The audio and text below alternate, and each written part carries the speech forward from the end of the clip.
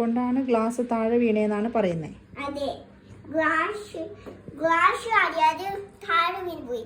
അപ്പൊ അത് കാറ്റ് കൊണ്ടുപോയി അത് അറിയാതെ അത് കണ്ടില്ല.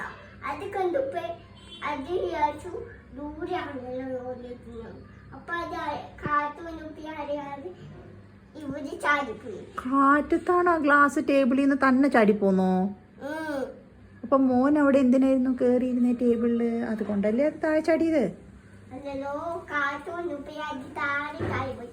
അതിന്റെ അത് അതെ അതിന്റെ അത് കണ്ടിട്ടില്ല അത്യാവശ്യം. അപ്പൊ ഗ്ലാസ് ഇത് താഴെ വീണു.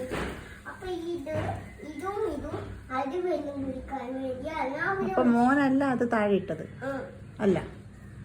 പക്ഷെ അത് കുഴപ്പമില്ലല്ലോ, ബെഡ്റൂമിൽ മോന് വെള്ളം കണ്ടു. അതെ, അപ്പൊ ഗ്ലാസ് താഴെ വീഴാണ്ട് ഗ്ലാസ് തന്നെ ശ്രദ്ധിക്കണം എന്നാണ് പറയുന്നത്.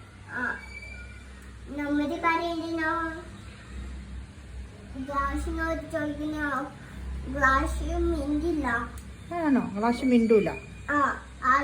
ഗ്ലാസ് ശ്രദ്ധിക്കാത്തോണ്ടാണ് ഗ്ലാസ് ഇപ്പൊ താഴെ ചാടി പൊട്ടിയത്. അല്ലാണ്ട് നമ്മളൊന്നും അല്ല ശ്രദ്ധിക്കേണ്ടത് ഗ്ലാസ് അല്ലേ? അതുകൊണ്ട് ഗ്ലാസ് ശ്രദ്ധിക്കാതിരുന്നോണ്ടാണ് അപ്പൊ വിൻഡ് വന്നപ്പോ ഗ്ലാസ് താഴെ ചാടി പോയത് അല്ലേ?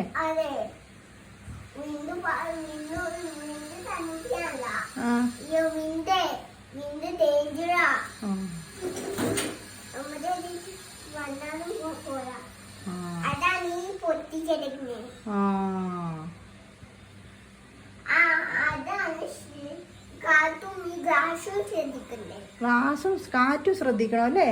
ഗ്ലാസ് താഴെ ചടിപ്പൊട്ടാണ്ട്.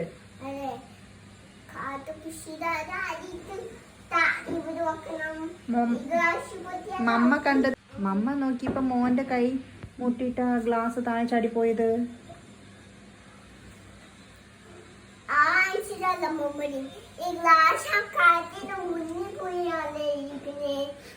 ഗ്ലാസ് കാറ്റിന്റെ മുന്നിൽ ഇരുന്നോണ്ടാണോ ചാടിയത്?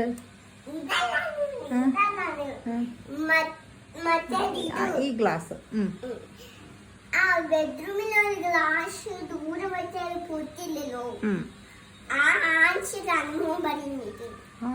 ബെഡ്റൂമിലുള്ള ഗ്ലാസ് കാറ്റില്ലാത്തോണ്ട് താഴെ വീണില്ലാന്ന്. ഇത് ടേബിളിൽ വെച്ചോണ്ട് കാറ്റത്ത് വീണു എന്നാണ് മോൻ പറയുന്നത് അല്ലേ?